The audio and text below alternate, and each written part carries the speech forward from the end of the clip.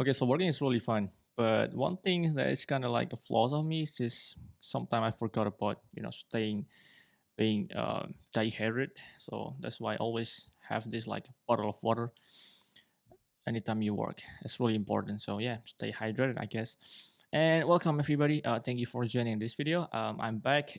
I know it's been a really long time. It's been like a month, I think, or 2 months. Things really been busy for me. I got my again, pronunciation is really bad. I got my like college work, and then another side project, and then clients commission work.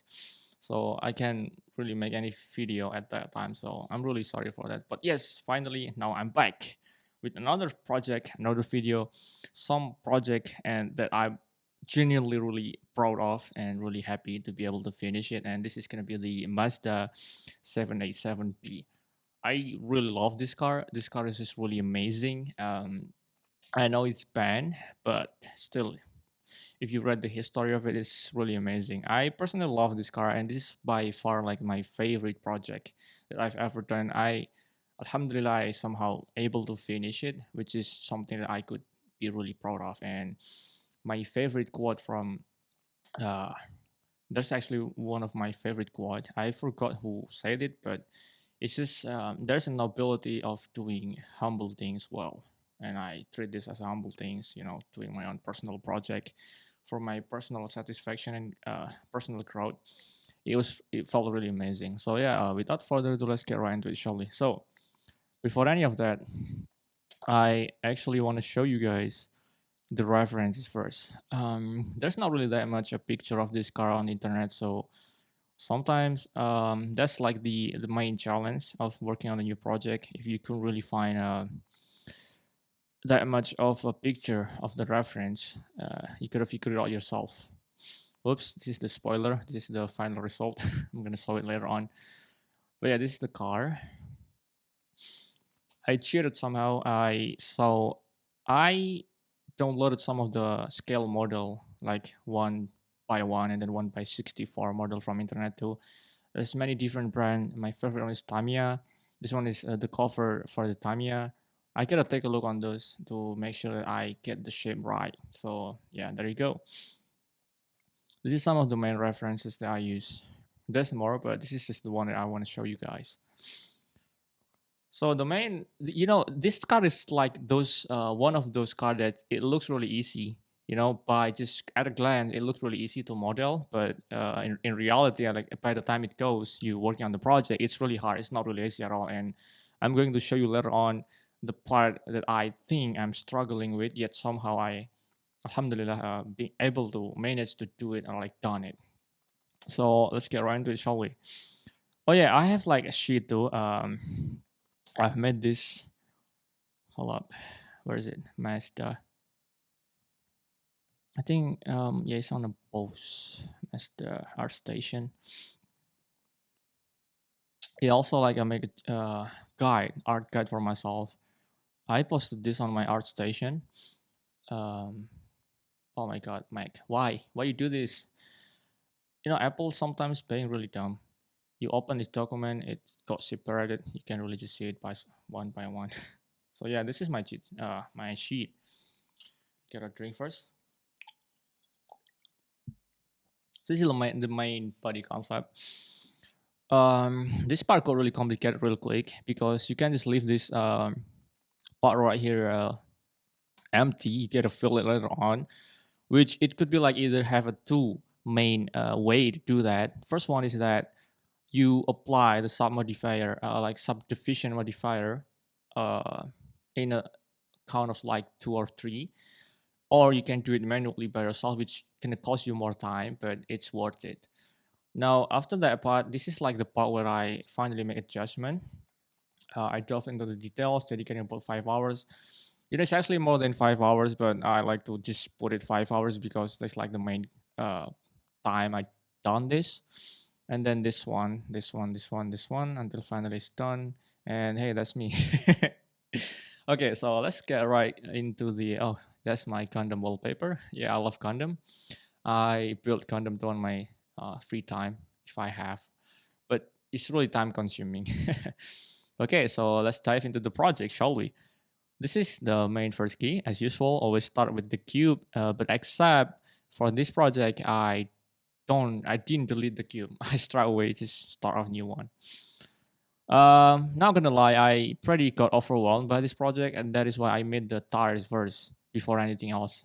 Because sometimes you got demotivated by already seeing the, oh man, this project is gonna be really hard, complicated and stuff. So you gotta push yourself, give yourself motivation by making things that easy first, and then after that, going to the more advanced. So this is the base man model. I already make the adjustment. So the main key, my main idea or like goal in here is that to keep it like short. If you know the Cherokee version of this car, it's really short, where the back wheel of the car is really big, uh, but it's lack of detail. And what I'm trying to accomplish in here is that I try to combine between Cherokee style and my style, which I put more detail, and also I modify the overall scale. So as you can see right here, the wheelbase is quite long enough, not like my usual. Usually I just put it really like short as possible, but you realize that this car have this part right here, the airflow for the aerodynamic purpose of this car. So I gotta leave space for that. That is why I can really cut it really short. But yet I somehow comes up with the idea of making the wheel have the same size as the front side. But I think if I ever do that, that's gonna make the whole thing not really pleasant to see. So this is my main goal: get the shape first, make it really as low poly as possible, and then moving on to the next phase, which is gonna be the part 2. This one I start to create the main cockpit or like main cabin for the pilot. And here's what I'm going to show you, the hardest part of this model. You notice this part right here. See, if you really want to accomplish a really nice shade later on, where you want to display your model with a shade of light, you want to make sure that this part right here doesn't like this, like this, or like, just like mesh. You gotta keep it tight and smooth, and that is really hard. Because why? First of all, you gotta adjust the curvy part of the main cockpit, or like cabin, or like cabinet. And what cabinet? Are you serious? No, it's cabin, but I just don't know how to pronounce it properly. So don't judge me on that one. My tongue is just really Indonesian. It's really hard to pronounce English alphabet. See, the thing is, I pronounce I as E. You guys pronounce I as I. I'm talking about I, E, I. And then when you say E, it's E. But me, I spell E as A. And then for A, I pronounce it ah. So that's really hard. Not gonna lie, it's really hard. Yeah. So by the way, yeah. Back to the point. This is like where you actually kind of measure the curve that you want for the car. But also, if you somehow modify this part right here, you move it like back there a little bit, just make sure that everything is on line, smooth. This part is gonna change. If you move this part quite bitly there, it's not gonna be on a line with this part right here, and then somehow you gotta move it to make it on line, so it's gonna have more smooth surface. I'm really sorry. I do apologize. I can't really describe it with wording, but I do hope you get what I'm saying here. And that's like the main challenge of this model. Anything else I could say is not really that hard for me. But like this part right here, the very first 0 until 25% phase of the project is really hard. It's really time consuming. I think if I could remember correctly, I spent more like 10 hours just to get this part right. And then after that, I still need to adjust how much the length for this cabin later on, which somehow I'm not really happy with this one. So that's why I'm going to show you the next part. It's going to be the part 3. If you excuse me, I actually want to check my camera. If somehow it's not recording, I'm going to be really mad.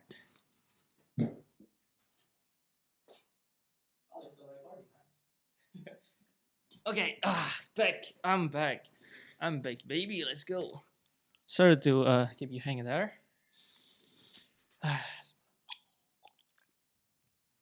Okay, the next part is going to be the part 3, where it's just the same part, but the difference is that I try to apply subdivision modifier in this part, just to see how it actually gonna add it up if I smooth it out later on.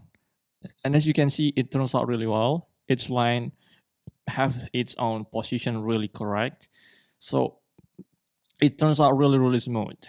But that's not the case because I still have this part to delete later on, which I need to fill it. So yeah, and just for the purpose of like giving it a really tight cut later on, I give it a mark on the crease, so I increase the mean crease to 1.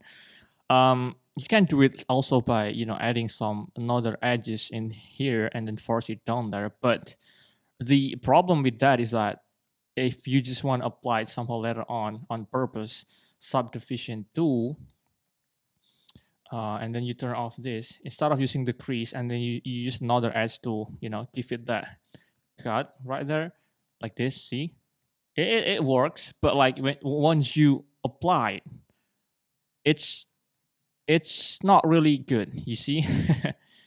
It doesn't give you a proper result on the topology, and you're gonna struggle later on.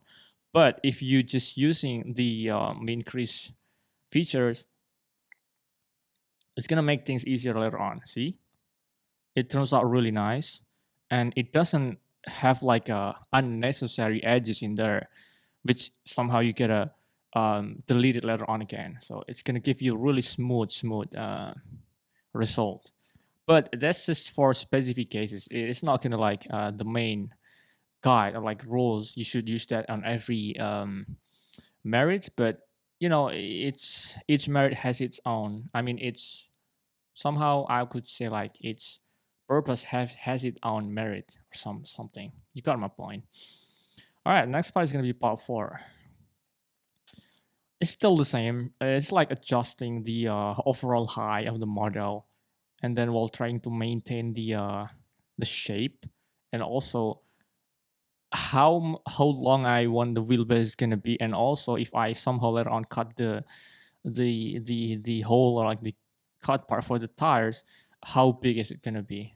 But on the real original model, it has like a quite really short gap between this one right here. I don't really know how to say it, how to describe it, but this is what I'm talking about.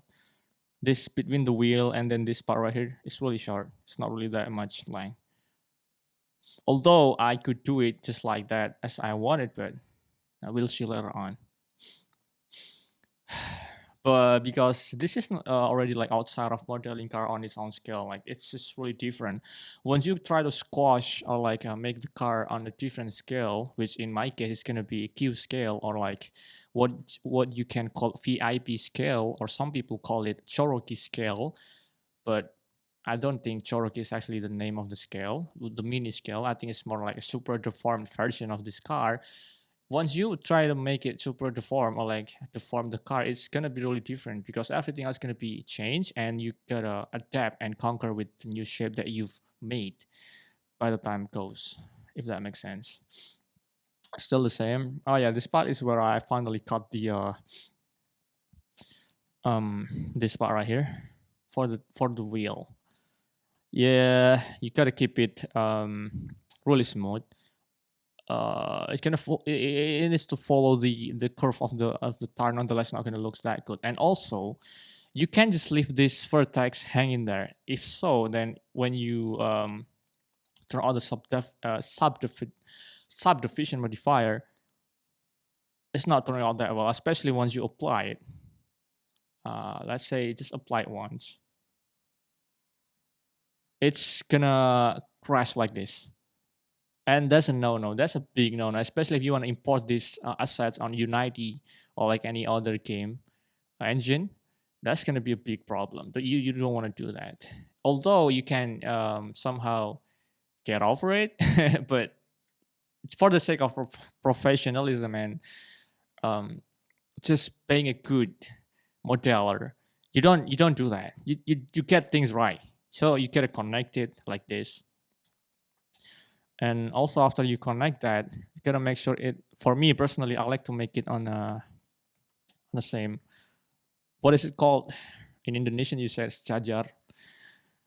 Let me try to process that a little bit. What is called in English, the word?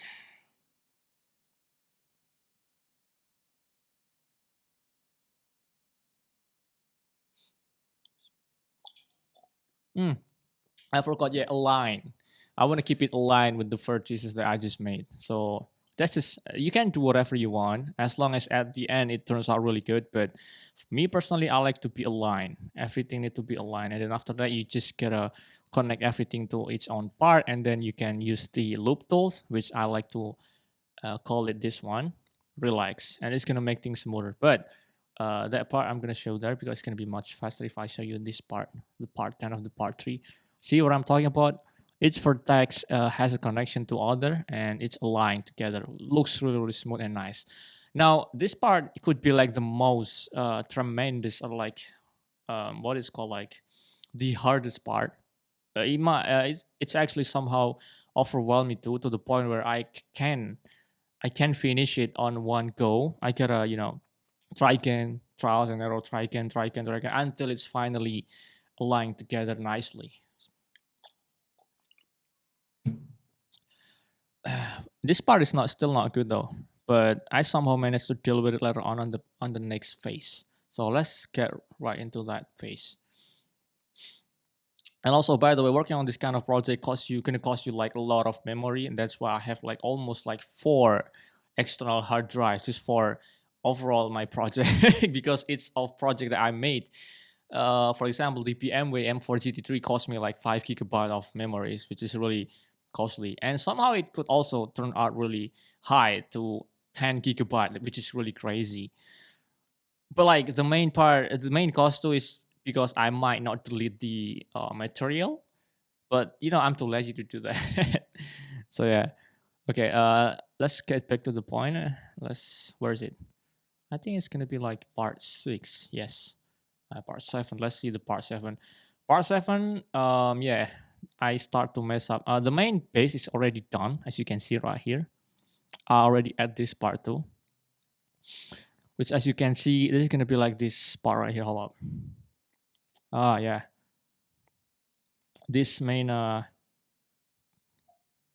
up, this part right here. I don't know what it's called. It's basin, the main basin of the car. Yes, it kind of have a nice gap there, really really nice, all aligned together. But for this specific project, I gotta decide on my own pace because it's already like different, so gotta make it my own. Also in this part, I keep the detail, which this side right here is gonna be much higher than this side right here. Just like as you can see on the real model, this one. Although it's not really visible from this side, but it's like this in the reality. And also this one is gonna be for the main lamp later on. I'm gonna talk about it later on. And after this part only cost me like 2 days, I think. Which the next part is gonna be I just mess up with the wheel and try to get the wheel done first. So I'm not gonna got bored really fast and then just make the spoiler, just to make things less boring because modeling things like this is all about dealing with vertices or like vertex and then edges and then try to make things smoother and smoother by the time. Okay, next part. That one is really boring. This one is already like almost on shape. Everything is almost on shape. You have this lamp, already cut the lamp. That's I'm gonna show you this. As you can see, this is the topology of the lamp. It's really nice. I could say I'm really proud I've done this. Alhamdulillah, bidnillah. And it looks really clean and nice. Although if you still see it in this part right here, there's still some flaws in there because I cut it like this. I could have like done it better, but It's not really feasible. And in reality, if you see the car, which is we're gonna talk about back to organic modeling, having this kind of part is actually really natural. It's gonna make things more realistic because on the real side of car itself, if you see it, like if you have the model of the car, I have the model of the car, but it's on my dad's house. If you try to put light on the model, um, the light that reflects, the car doesn't really reflect the light right away. It's not like just really smooth. I mean, yes, we're trying to get smoother as possible, as much as smooth, but like having this kind of like jitter a little bit like this, it's not really visible. But nah, like this one, this one, it should be like smooth, but it, because of the topology that I made, it has this kind of jitter. I don't know how to say it, but you know what I'm saying. It's actually good because in reality, if you ever see this car, if you put light on the front of the side like this one, it's not really that smooth. You know what I'm saying? The car itself, the real model of the car itself, is not really that smooth either because accomplishing a perfection on organic modeling, I think, is really impossible. That's what I learned. So having those kind of like imperfection is actually really nice, and it's gonna add more realism on the car. But yeah, it also depends on the light. If the light is, it's not really that presence, then you can't really see it. So that's the beauty of organic modeling. It's really different from hard surface modeling. It could be also in the same term of hard surface modeling, but it's, it has a difference. So yeah. I'm sorry, excuse me. If you excuse me, I got a drink. It's really, talking a lot gonna cost me a lot of energy, so I got a drink. So yeah, moving on there. I really love this part. Somehow I managed to make everything nice. I gotta hide this. Delete the edge. See, it's really smooth. It's on the side. This side, vertex and the layers align together nicely. Although it's not really that one, but you can also, I somehow tweak it later on to make it align all together, which is really nice. Okay, moving on to the next phase. Where is it again? Okay, 13, 14. Okay, this part is more like I just add some more details. Oh, I already got some of the stuff. I cut out the front side and make this bumper. The bumper is kind of too small. I don't really like it. I gotta make it bigger somehow later on the next space. And this is for the main cockpit door, and then for the main window. This is just all goes back to me as a lead artist. I'm the one who decide which part goes cut and not. It's really up to me because it's already different scale from the original. If you try to mimic the original one while you actually have a different scale, then it's not going to work and you're going to have a hard time. So that's why creativity, imagination, this in this part is really important. But again, it's just back to your, that's what it's called, creativity somehow. But in a term of general, it's just it's your personal taste. It's just your personal taste. So each person have their own different taste. This is just like humbly my taste, and I like it. Okay, the main part is already done, and then the next part is just gonna make everything else combined together nicely, giving it some just like on the real scale model. My goal is like for every model that I made, if I somehow want to print it, I can do that, and that's why I make sure that I give it some bottom cases to make everything goes together really well. And then I add some details like for this airflow features, the door knob, the whipper, and then interior too.